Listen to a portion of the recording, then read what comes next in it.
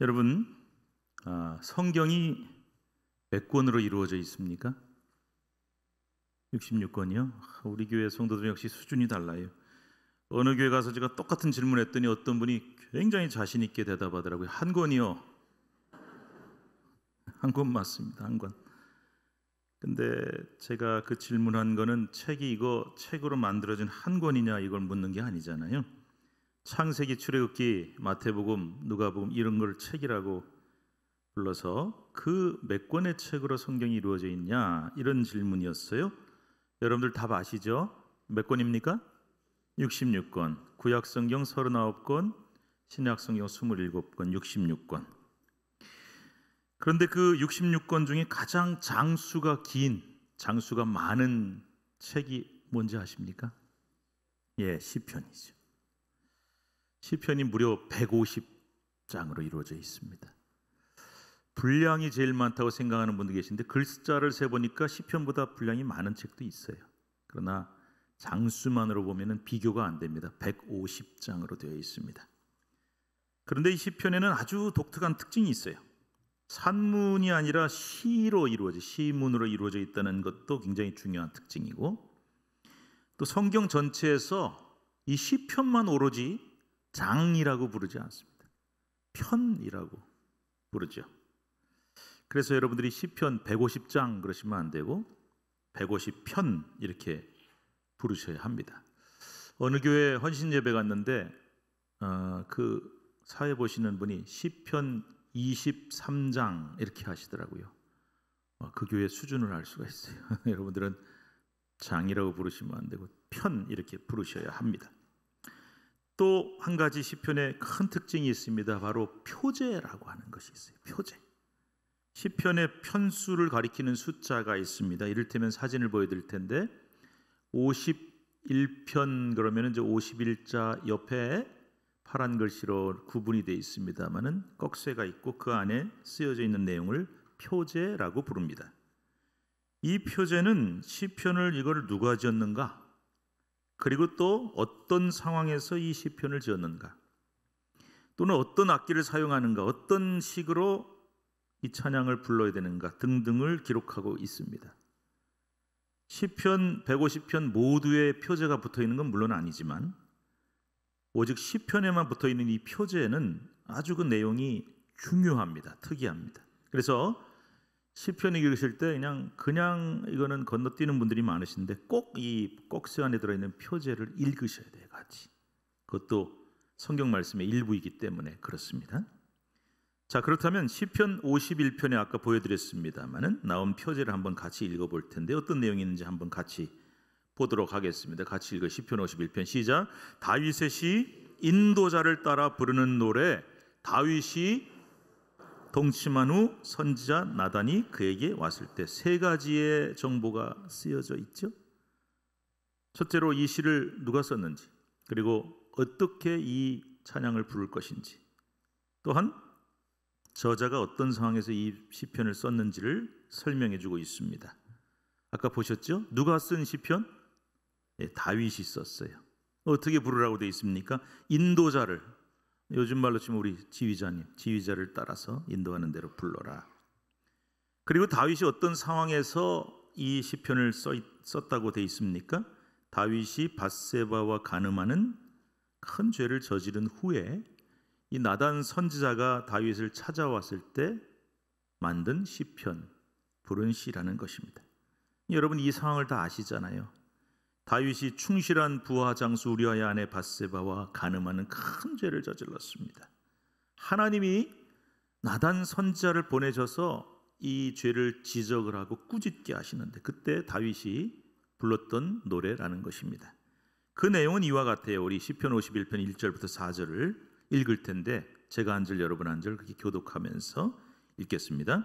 하나님이여 주의 인자를 따라, 제가 읽겠습니다. 인자를 따라 내게 은혜를 베푸시며 주의 많은 긍휼을 따라 내 죄악을 지워주소서.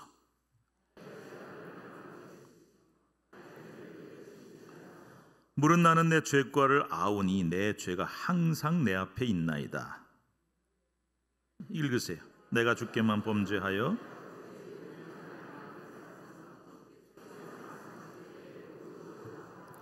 주께서 심판하실 때에 순전하다 하리이다. 예, 그렇습니다. 하나님이 이 다윗의 범죄를 보시고 나단 선지자를 보내서 꾸짖게 하십니다. 그런데 여느 임금들은 너 어디 감히 임금한테 지적질하냐 뭐 이러고 나올 수 있는데, 이 다윗은 그 지적을 듣고 오늘 이 시편 51편에 나온 내용처럼 하나님 앞에 자기의 죄를 고백하고 회개하고 있습니다. 내가 죄인입니다. 하나님 앞에 씻을 수 없는 더러운 죄를 저질렀습니다. 하나님 이 죄를 깨끗이 씻어 주시옵소서. 이렇게 하나님 앞에 울면서 회개의 고백을 드린 것이 바로 시편 51편. 그래서 우리는 이 시편 51편에 나온 다윗의 회개의 기도, 눈물의 고백을 통해서 아주 중요한 사실을 깨달을 수가 있어요. 그게 뭐냐? 다윗도 사람, 우리도 사람이고 다 연약합니다. 근데 그 대단한 다윗도 실수를 저질렀는데 우리도 실수할 수 있어요. 우리 모두는 실수할 수 있어요. 그런데 중요한 건 그 다음이라는 거예요. 더 중요한 게, 우리가 실수를 했어요. 그런데 그 실수를 인정하지 않으면 그게 뭐가 되냐? 죄가 되는 거예요. 실수를 인정하지 않으면 죄가 돼요. 죄를 지었는데 그 죄를 인정하지 않으면 그 죄보다 더 큰 죄악을 저지르게 되는 것이다. 즉 내가 내 죄에 대해서 인정하고 철저하게 하나님 앞에 엎드려 눈물로 회개해야만 내가 그 죄 사함을 받고 죄인이 의인이 될 수가 있다는 말씀이에요. 만약 이게 안 된다, 내가 인정이 안 되고 끝까지 내 죄를 인정하지 않는다, 그러면 그는 영원히 그 죄에서 헤어나올 수 없게 되고 결국은 하나님 앞에 무서운 심판을 받을 수밖에 없다는 거죠. 그래서 다윗은 자신의 실수를 철저히 인정하면서 하나님 나는 죄인입니다 하고 고백해서 더 큰 죄를 저지르지 않게 되었던 것이고, 그래서 이런 커다란 실수를 저질렀음에도 불구하고 결국 다윗은 하나님 앞에 다시금 귀히 쓰임을 받을 수 있게 되었다는 것이죠. 몇 해 전에 제가 아주 놀라운 내용을 담은 책을 읽게 되었는데요, 모건 스카팩이라고 하는 이름을 가진 사진이 나옵니다. 이분이 이제 미국 정신과 의사인데요, 그분이 쓴 아직도 가야 할 길이라는 책과 끝나지 않은 여행이라는 책입니다. 1936년에 미국에서 태어난 스카팩 박사는 미국 사람이지만 특이하게도 불교 신자였어요. 미국 사람 중에도 불교 신자 있으니까. 그런데 이분이 이제 기독교로 개종을 하면서 수많은 봉사, 강연, 그리고 이 두 권의 책을 비롯해서 많은 책을 저술했는데, 그가 쓴 책들을 보면 이 사람의 영성이 고스란히 나타나요. 그런데 아까 말한 그 두 가지 책에서 아주 두 가지의 획기적인 이야기를 하고 있습니다. 깜짝 놀랐습니다. 첫째는 뭐냐면은 그가 1978년 42살 때 느즈막하게 이제 불교에서 기독교로 개종을 했는데, 그는 이 책들에서 뭐라고 얘기하냐면은 내가 더 일찍 예수를 안 믿은 게 참 다행이다, 이렇게 말하고 있어요. 참 이상하지 않습니까? 빨리 예수 믿는 게 좋은 거지 왜 예수를 일찍 안 믿은 게 다행이라는 거야? 근데 좀 더 정확히 말하자면은 일찍 예수를 믿지 않은 것보다는 더 일찍 교회를 안 다닌 게 다행이다고 말하고 있어요. 왜냐하면 이 땅에 수많은 교회가 있어요. 미국에도 많고 한국에도 많아요. 그런데 수많은 크리스천들이 있지만 정말 잘못된 신앙과 인격을 가지고 살아가는 사람들이 참 많더라는 거예요. 정말 예수님을 교회는 다니지만 제대로 만나지를 못했어. 성경을 읽지만 머리로만 알고 성경을 제대로 깨닫지를 못하고 진정한 신앙과 인격 속에 살아가지 못하는 크리스천들이 너무 많은 것을 보니 나도 일찍부터 교회 다녔다면 그런 크리스천이 될 수도 있었겠다. 그래서 내가 일찍 교회를 안 다닌 게 참 다행이다라고 말하고 있어요. 여러분 어떻습니까? 이게 이렇게 늦깎이로 교회 다니기 시작한 사람인데 이 사람 말이 참 우리를 마음 찔리게 하지 않습니까? 스캇팩 박사가 교회를 다니면서 느낀 게 있대요. 정말 예수 그리스도의 능력으로 새롭게 되어 살아가는 것이 아니라 크리스찬들이 그냥 교회 다니는 사람들이 참 많더라. 어떤 사람들이요? 그냥 교회 다니는 사람, 왔다 갔다 하는 사람. 종교가 뭐냐? 나 기독교요. 근데 그냥 교회 다니는 사람. 그런 사람들이 교회 안에 있다 보니 교회가 시끄러워지고 문제가 생기고 세상 사람들의 지탄을 받게 되었다는 거죠. 진정으로 내가 죄인임을 깨닫고 인정하는 자칭 죄인들만 교회 안에 있다고 한다면 교회가 도대체 무슨 문제가 있을 것이며 가정에 무슨 문제가 생기겠습니까? 그게 안 되니까 문제죠. 전부 자기가 옳다 그러니까. 스캇펙 박사가 바로 이런 얘기를 한 겁니다. 두 번째로 이 스캇펙 박사가 이 책들에서 더 놀라운 말을 하고 있어요. 그게 뭐냐? 한번 화면에 보고 같이 읽어봅시다. 시작. 죄인과 악인은 다르다. 뭐하고 뭐가 달라요? 죄인하고 악인이 다르다. 자, 여러분, 우리는 일반적으로 죄인하고 악인은 같은 개념으로 보잖아요. 근데 이 둘이 다르다는 거예요. 어떻게 다르냐? 한번 이분 하는 말을 좀 잘 들어보세요. 제가 읽어드릴 테니까. 죄인은 자신의 죄를 알고 그 죄를 인정하는 사람이 죄인이다. 하지만 악인은 자신이 죄인이라는 사실을 인정하지 않고 자기를 의롭게 여기는 자다. 이렇게 말해요. 저는요, 이 스캇펙 박사 책을 읽다가 충격받았어요. 정말 깜짝 놀랐습니다. 충격받았어요. 왜냐하면 저도 죄인과 악인이 같은 개념이라고 생각했거든요. 그런데 교회도 정말 늦게 다니는 사람이잖아요. 40몇 살 돼서. 그리고 신학자도 아니고 목사도 아닌 정신과 의사가 성경 읽다가 나중에 교회 나와서 신경 읽다가 깨닫는 게 있어서 이 날카로운 지적을 한 거예요. 죄인과 악인은 분명히 다르다. 맞아요. 다릅니다. 누가복음 18장 오늘 우리가 읽은 본문 말씀에 보면 바리새인과 세리의 기도라고 하는 제목이 붙은 별명을 이렇게 붙인 거예요. 예수님의 비유가 나옵니다. 그런데 여기 등장하는 등장인물 바리새인은 어떤 사람일까? 9절에 나와 있습니다. 9절 읽읍시다. 시작. 또 자기를 의롭다고 믿고 다른 사람을 멸시하는 자들에게 이 비유로 말씀하시되, 바리새인이 전형적으로 자기가 의롭다고 믿고 다른 사람 멸시한 사람이라는 거죠. 그래서 바리새인은 성전에 기도를 하러 올라갑니다. 이 양반들은 시간을 정해놓고 기도해요. 그래서 그 시간을 꼬박꼬박 지킵니다. 아, 시간 됐구나. 성전에 기도하러 올라가는데 보니까 세리도 같이 올라오고 있네요. 그 시간에. 그래서 뭐라고 기도하는지 한번 봅시다. 11절 12절입니다. 같이 읽습니다. 시작. 바리새인은 서서 따로 기도하여되 하나님이여, 나는 다른 사람들 곧 토색, 불의, 간음을 하는 자들과 같지 아니하고 이 세리와도 같지 아니함을 감사하나이다. 나는 일에 2번씩 금식하고 또 소득의 11조를 드리나이다 하고. 바리새인은요, 그 기도하는 위치 자체가 달라요. 왜냐하면 딱 올라가다 보니까 세리도 같이 기도하러 올라와요. 그래서 행여나 저 더러운 세리와 만날까, 혹은 옆에서 기도하면 섞여서 나도 더러워질까. 그래서 멀찍이 떨어져서 서서 기도했다고 돼 있어요. 멀찍이 서서. 여기서부터 벌써 이제 바리새인이 어떤 사람인지 우리가 알 수가 있죠. 그리고 그는 이렇게 기도합니다. 하나님 감사합니다. 뭐가 감사해? 제가 토색하고 남의 것 뺏는 거예요. 불의하고 간음하는 더러운 죄인들과 같지 않음을 감사하고요. 저기 서서 기도하는 저 더러운 죄인 세리와 같지 않아서 감사드립니다. 이렇게 기도하고 있습니다. 감사 기도 제목 치고는 좀 이상하지 않습니까? 남들과 자신을 비교해서 자신의 비교 우위, 내가 저 사람들보다 나아, 그래서 감사해. 자신의 의가 더 낫다라는 것을 과시하려는 기도입니다. 여러분, 이것이 올바른 감사의 기도일까요?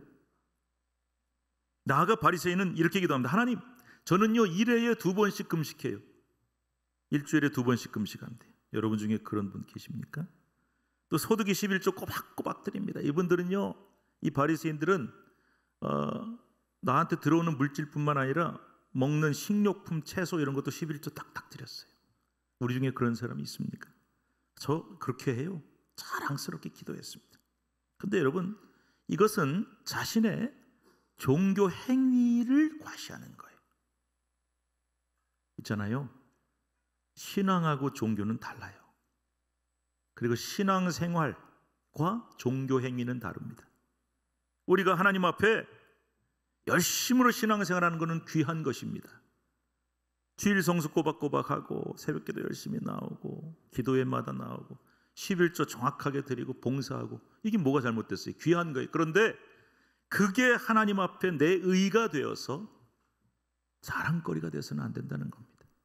그런데 이 바리새인은 아주 그것을 자랑하고 있어요. 나 이 정도예요. 참 묘한 기도 아닙니까 이것도? 자기가 그렇게 잘나고 흠이 없고 의로운 사람이라고 자기 의를 엄청나게 과시하는 그런 기도를 드린 것입니다. 여러분, 이것이 과연 바른 기도일까요?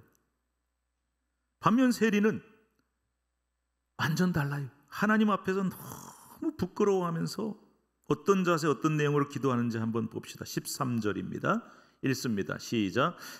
세리는 멀리 서서 감히 눈을 들어 하늘을 쳐다보지도 못하고 다만 가슴을 치며 이르되 하나님이여 불쌍히 여기소서 나는 죄인이로소이다 하였느니라. 세리도요 똑같이 바리새인하고 멀찍이 서서 떨어져 기도하고 있어요. 그런데 이유가 달라요. 똑같은 행동을 하는데 바리새인은 아우 저 더러운 세리하고 섞이면 안 돼, 영향받으면 안 돼, 그래서 섞일까 봐 멀리 떨어져 기도하죠. 세리는 또 반대예요. 나 같은 더러운 자가 저 누구나 거룩하게 보는 바리새인하고 감히 가까이 설 수가 없어. 그래서 멀리 떨어져 기도한 거죠. 신기하죠. 똑같은 행동인데도. 또한 세리의 자세를 봅시다. 감히라고 성경에 나와 있어요. 감히 눈을 들어 하늘을 쳐다보지도 못해요. 하나님이 하늘에 계신다고 생각하니까 눈을 이렇게 들어서 하늘을 쳐다보지도 못해요. 가슴을 치면서 기도해요. 하나님 앞에 너무 부끄러워서 감히 얼굴을 들어서 하늘을 쳐다보지도 못하고 고개를 푹 숙이고 부끄러운 마음으로 하나님 앞에 기도한 겁니다. 내 죄가 너무 크고 더러워서 애통하는 심령으로 이 가슴을 치면서 하나님하고 그렇게 기도한 겁니다. 그러면서 세리는 하나님께 뭐라고 기도합니까? 하나님이여 불쌍히 여기소서 나는 죄인이로소이다. 세리는 자기 자신을 죄인이라고 고백합니다. 나를 불쌍히 여겨달라고. 나는 너무 더럽고 추한 죄인이라서 하나님 앞에 감히 고개조차 들지 못하고 이렇게 부끄럽게 기도하지만 하나님이 이 못난 죄인을 불쌍히 여겨주세요 하고 기도한 것입니다. 여러분께 한번 묻겠습니다. 잘 대답하세요. 이 바리새인과 세리 중에 누가 죄인입니까? 누가 죄인일까요? 세리가 죄인이에요. 세리가. 누가 봐도 죄인이에요. 세리라는 직업 자체가 죄를 짓게 돼 있어요. 요즘으로 치면은 세금 징수하는 공무원인데 그때는 말이죠, 로마의 식민지 치하였다고요. 그러니까 로마의 빌붙어서 세금 걷는 일을 하니까 민족 반역자죠. 그리고 또 로마는요 기가 막히게 교묘한 방법을 썼어요. 월급을 딱 정해주지 않고 네가 많이 거두면 거기서 네가 알아서 챙겨. 그러니까 얼마나 그걸 끌어모으려고 얼마나 가서 뜯어내려고 그랬겠어요. 그러니까 도적 소리도 듣고 직업 자체가 더러운 직업이었고, 그래서 세리는 그 당시에 가장 더럽고 추악한 직업의 대표였어요. 근데 여러분, 직업적인 문제뿐만 아니라 그가 죄인인 것은 자신의 죄를 스스로 알고 인정하고 부끄러워하면서 스스로 뭐라고 해요? 나는 죄인입니다 하나님. 그러니까 이 사람 죄인이에요. 맞아요. 그러면 바리새인은 뭘까요? 바리새인은 세리와 같은 죄인 아니에요. 아주 누가 봐도 거룩하고 경건하고, 뭐 경건하기로는 누가 따라갈 수가 없어요. 바리새라는 자체가, 이름 자체가 분리된다는 뜻이에요. 난 너희들하고 달라. 경건해. 자, 그러면 죄인 아니에요. 그러면 이 사람은 의인일까요? 의인도 아니에요. 왜냐? 그가 하나님 앞에서 그토록 자신 있게 하나님 나 이렇게 의로운 사람이에요, 나 의인이에요 이렇게 자처했지만 의인이 아니었어요. 왜냐? 바리새인이 착각한 거예요. 왜냐? 14절 때문이에요. 14절 같이 한번 읽어볼까요? 14절 시작. 내가 너희에게 이르노니 이에 저 바리새인이 아니고 이 사람이 의롭다 하심을 받고 그의 집으로 내려갔느니라. 바리새인은 아니고 이 사람이 누구냐? 세리가 의롭다 하심을 받고 집에 갔대요. 하나님이 그렇게 인정하신 겁니다. 하나님이 바리새인과 세리 중에 누가 의롭다고 하신 거예요? 바리새인이 아니었어요. 세리입니다. 바리새인은 자기가 의인이라고 그토록 확신하고 과시했지만 하나님이 인정해 주지 않으신 거예요. 너 의인 아니야. 여러분, 의인은 내가 이렇게 의로운 행동을 했습니다, 나 이렇게 의로운 사람이다 한다고 되는 게 아니에요. 하나님이 인정해 주셔야 의인 되는 거예요. 그러니까 바리새인을 인정하지 않으셨으니까 절대 의인이 될 수 없다. 그러면 여러분, 바리새인은 죄인도 아니에요. 그렇다고 의인도 아니에요. 그럼 뭘까요? 앞서 소개한 스캇 팩 박사의 말에 의하면 바리새인은 바로 악인이라는 것입니다. 신기하죠? 악인은 교회 안에 있다는 겁니다. 우리 예수 안 믿는 사람들은 생각도 하지 마세요. 거기는 빼놓고 교회 안에, 교회 다니는 사람 중에. 그런데 그는 자신이 죄인이라고 생각하지도 않고 인정하지도 않습니다. 그러면 뭘 할까요? 스캇 팩 박사의 책 끝나지 않은 여행에 이런 내용이 나와요. 제가 읽어드릴게요. 악인은 매우 강한 의지를 지닌 데다가 자기 애가 강하고 자기 도취에 빠져 있다. 다른 사람을 비난하는 것은 습관이 된다. 누군가가 자신에게 얼마나 큰 잘못을 저지르는지 곱씹을 때마다 결국은 끊임없이 자신의 뼈를 물어뜯는 것이다. 그렇습니다. 이 악인들은 교회 안에 있으면서 의지가 굉장히 강해요. 의지 강한 게 뭐가 잘못됐습니까? 그런데 너무 강해요. 자기 주장이 강합니다. 자기 애가 강합니다. 나는 항상 옳다라고 하는 자아 도취에 빠져 삽니다. 그래서 항상 자신의 주변에 있는 죄인들을 찾습니다. 나같이 의롭지 않은 자들. 그리고 그들과 나를 비교하면서 내가 얼마나 옳고 의로운가 스스로 도취하죠. 그래서 그가 하는 일은 주로 남을 비난하고 또한 정죄하는 일입니다. 악인들은 은폐와 위장의 천재들이다라고 말합니다. 그들은 추하고 못난 자신의 모습을 좀처럼 바라보려고 하지 않습니다. 혹 발견될지라도 절대 그 사실을 인정하지 않습니다. 자신은 아무 잘못도 없는데 주변 사람들이 문제라는 식의 논리를 펴곤 합니다. 이렇게 합리화와 적대적 공격은 악인들의 주특기라는 것입니다. 스캇 팩 박사는 악은 태만에서 게으름에서 생긴다고 말합니다. 무슨 뜻인가 했더니 이런 말이에요. 매 순간 자신을 반성하며 자신을 돌아보며 마음을 닦는 자세가 그냥 생기는 게 아니라는 겁니다. 원인을 자신에게 돌리며 해법을 찾으려고 노력하는 것보다 남 탓과 상황 탓을 하는 게 훨씬 편하고 쉽다는 거예요. 무슨 말이냐? 야, 무슨 문제가 생겼어요. 혹시 내가 원인 제공한 게 아닐까? 나 때문은 아닐까? 내가 책임이 있을까? 이렇게 생각하는 게 되게 어렵다는 거예요. 여러분, 어렵습니다. 굉장한 노력이 필요합니다. 그런데 그거보다 훨씬 뭐가 쉽냐? 이거 누구 때문이지? 아, 저 인간 때문이구나. 내 상황 때문에. 이게 훨씬 쉽다는 거예요. 편하다는 거예요. 그래서 만약에 이렇게 자신을 돌아보기를 게을리하고 절대 자신의 죄를 인정하지 않으면 악이 내 마음속에 뿌리를 내리게 된다는 겁니다. 여러분, 이 정신과 의사가 정말 얼마나 날카롭게 본질을 꿰뚫어보고 지적하고 있어요. 저는 아주 그냥 무서울 정도예요. 몸서리 쳐줄 정도로 와, 대단하다. 나한테서 문제를 발견하고 문제의 원인을 찾는 것이 어려워요. 남 탓하고 남에게서 문제의 원인을 찾고 그 사람을 공격하고 비난하고 정죄하는 게 훨씬 쉽다는 겁니다. 그래서 악인들은 끊임없이 자신을 위장하고 은폐하며 끊임없이 주변의 죄인들을 찾아내곤 하며 그들을 파헤치고 정죄하는데 몰두한다는 것이죠. 그런데 이 악인들의 제일 큰 문제가 뭘까요, 여러분?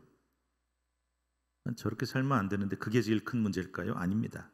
뭐라고 써 있는지 한번 같이 읽어봅시다. 죄인은 구원받을 수 있지만 악인은 구원받지 못한다는 겁니다. 왜일까요? 죄인은 내가 죄인임을 인정하기 때문이지만 악인들은 절대 인정하지 않기 때문이에요. 다윗이 비록 하나님 앞에 큰 죄를 저질렀지만, 씻을 수 없는 죄를 저질렀지만 자신이 죄인임을 인정했기 때문에 그는 악인은 되지 않았던 것입니다. 세리가 비록 남들이 볼 때는 명백히 더러운 직업이고 죄도 많이 지었어요. 그러나 자기 스스로 하나님, 나는 죄인입니다. 내 힘으로 어쩔 수 없으니 나를 불쌍히 여겨주세요 하고 기도했기 때문에 그는 죄인이지만 악인은 되지 않을 수 있었던 겁니다. 그런데 바리새인은 남들 볼 때 그토록 거룩해 보이고 실제는 누구보다 거룩한 종교 행위를 그토록 많이 했지만 자신을 돌아보지 않고 자신의 문제를 인정하지도 않고 자신을 의로 포장하고 은폐하고 위장하기에 급급했기 때문에, 게다가 세리 같은 죄인들을 찾아내서 그들을 비난 정죄하며 자신을 그들과 비교해 자기 의의를 내세우기에 급급했기 때문에 그 바리새인은 사람들이 볼 때는 어땠을지 몰라도 하나님 앞에서는 결코 의인이라고 인정받지 못한 것이란 말이죠. 나아가 바리새인은 의인은커녕 전형적인 악인의 대표가 되고 만 것입니다. 자, 바로 이런 이유 때문에 결국 하나님은 죄인, 누가 봐도 죄인인 이 세리의 기도는 받아주셨어요. 그리고 그를 의롭다고 하십니다. 하지만 그렇게 경건한 바리새인의 기도는 받아주지도 않으셨을 뿐더러 의롭다고 하지도 않으셨던 겁니다. 그가 악인이기 때문이죠. 그래서 스캇 팩 박사는 이렇게 말합니다. 여러분, 미국에서 정신과 의사 되려면 얼마나 공부 열심히 해야겠어요. 누구보다 똑똑하고 유능하다고 자부했던 내 자신이 혹 교회를 너무 일찍 갔다면, 교회 안에서 이 바리새인처럼 악인이 될까 봐 일찍 교회 안 다닌 게 다행이라고 말했던 것입니다. 오늘 스캇 팩 박사 이야기로 설교 시작했는데 그 말을 언급하면서 말씀을 맺으려고 합니다. 그는 팔복에 나온 예수님의 말씀을 인용하고 있습니다. 마태복음 5장 3절 말씀 함께 읽습니다. 심령이 가난한 자는 복이 있나니 천국이 그들의 것이며. 왜 주님은 심령이 가난한 자가 복이 있다 그랬을까요? 왜 천국이 그들의 것이라 그랬을까요? 심령이 가난한 자, 마음이 가난한 자가 누구일까요? 자기 스스로를 부족한 사람이라고, 허점이 많은 사람이라고 인정할 줄 아는 사람이라는 거예요. 이런 사람은 끊임없이 나 자신에게 어떤 문제가 있는 것은 아닌지를 계속 돌아보고 곱씹는다는 거죠. 그래서 성장하고 발전한다는 것입니다. 신앙이 자라게 돼 있어요. 또한 이런 마음이 가난한 자는 악을 행하지 않기 때문이다. 왜? 자기 스스로를 깨끗하다고 여기지 않기 때문에 내가 하는 일을 늘 마음의 염두에 둬요. 내가 이번에 이런 일을 했는데 그거 혹시 나는 옳다고 했는데 하나님이 기뻐하신 일일까? 나는 맞다고 생각하고 이 말을 했는데 혹 누군가의 마음 아프게 한 적은 없을까? 여러분, 이게요, 그냥 뭘 해도 자신이 없고 맨날 자기 학대하고 그러란 얘기가 아니에요. 나는 옳다고 생각하고 나는 자신 있게 했지만 그것이 언제든지 잘못될 수 있음을, 하나님이 기뻐하지 않는 일일 수 있음을 인정하는 거예요. 그래서 늘 마음속에 나는 옳은가, 나는 제대로 하고 있는가, 내 잘못된 본성이 드러날까 봐 마음을 졸이는 사람, 이런 사람들은 결코 악을 저지르지 않기 때문에 그들에게는 복이 있고 천국을 소유할 수 있게 된다는 것이죠. 결국 다윗처럼 자기 죄 때문에 정말로 아파하고 부끄러워할 줄 아는 사람, 진실된 눈물을 흘릴 줄 아는 그런 사람이 복 있는 사람이요, 복받은 죄인이 될 수 있다는 말씀입니다. 반면에 자칭 의인이지만 자신의 죄를 깨닫지도 인정하지도 못하며 오히려 다른 사람의 죄와 실수와 허물을 들추어내며 비교하고 정죄하는 그 사람, 바로 악인. 그는 교회 안에 머물러 있으면서도 결코 복을 받지 못하고 구원도 받지 못한다는 것입니다. 오늘 설교 내용이 엄청 심각하죠. 여러분들 얼굴도 굉장히 지금 심각하십니다. 근데 제가 여러분 보고 지금 이러니까 악인 되지 마세요 하고 훈계하려고 설교하려고 하는 게 아닙니다. 저는 이 스캇 팩 박사 책을 읽다가, 그리고 무엇보다도 성경 말씀을 읽다가, 오늘 본문 읽다가 저 자신을 발견하게 되었습니다. 성경은 거울과 같다 그래요. 성경을 제대로 읽으면 남이 먼저 보이는 게 아니고요, 교회가 보이고 가족이 먼저 보이는 게 아니고, 거울이니까 누가 비쳐 보이겠어요? 내가 먼저 보여야 돼. 내가 아주 분명하게 보인다는 겁니다. 내가 얼마나 못났는지, 내 더럽고 연약한 내 모습이 성경을 통해 명확하게 보인다는 겁니다. 그래서 제가 성경 읽다가 이거 우리 성도들이 꼭 들어야 되는 말씀이야. 정신 차려야 돼. 내가 이거 갖고 설교해야겠다. 그렇다면 저는 그 성경을 잘못 읽은 겁니다. 제가 먼저 보여야 옳습니다. 그게 성경을 바로 읽은 겁니다. 저에게 스캇 팩 박사의 책은 성경의 거울을 더 잘 볼 수 있도록 도와준 것이고, 저는 어떤 다른 책이 아닌 하나님의 말씀인 성경을 읽으면서 저 자신이 얼마나 못나고 부족한 사람인지를 참 적나라하게 볼 수 있었습니다. 그래서 오늘 이 말씀을 여러분과 함께 나누고 있는 것입니다. 여러분, 성경 읽다가 내 모습이 먼저 보이고 내 못난 자아와 내 못난 모습이 먼저 보여야 우리도 세리처럼 기도할 거 아닙니까? 하나님, 저는 죄인인데요, 이렇게 못났는데요, 제 힘으로 못합니다, 저를 불쌍히 여겨주세요. 그래야 거기에 은혜가 있는 거예요. 은혜가 내가 먼저 보여야만 내 주변에, 교회에, 가정에, 나라에 은혜가 있는 것이고 은혜가 역사할 수 있게 돼요.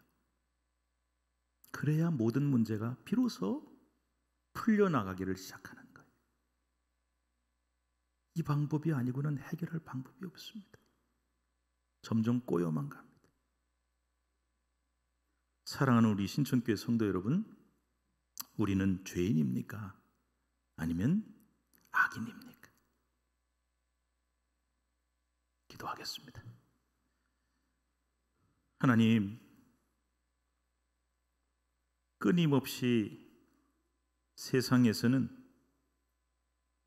이것이 누구 탓이며 원인이 누구에게 있으며 상황 조건이 너무 안 좋아서 이런 상황 때문에 이런 문제가 벌어진다고 말을 합니다. 그런데 성경은 그 거울을 들여다보면 남이 보이고 남에게 문제의 원인이 있는 것이 아니라 내 못나고 죄 많은 모습이 먼저 보인다고 하셨습니다.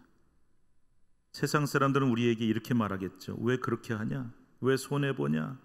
왜 그렇게 못난 척하냐? 그렇게 갖고 해결이 되겠냐? 세게 나가야지. 그런데 하나님, 이게 가장 강한 방법이고 이것만이 온전한 해결의 방법임을 우리에게 말씀하셨습니다. 죄여 나는 죄인이로소이다. 나를 불쌍히 여겨주시옵소서. 하나님 앞에 서서 내 자신의 모습을 바로 보며 거기서부터 은혜가 시작되고 발동하여 교회가, 내 가족이, 나라 민족이, 내 주변이 해결되고 변화되는 역사가 일어나게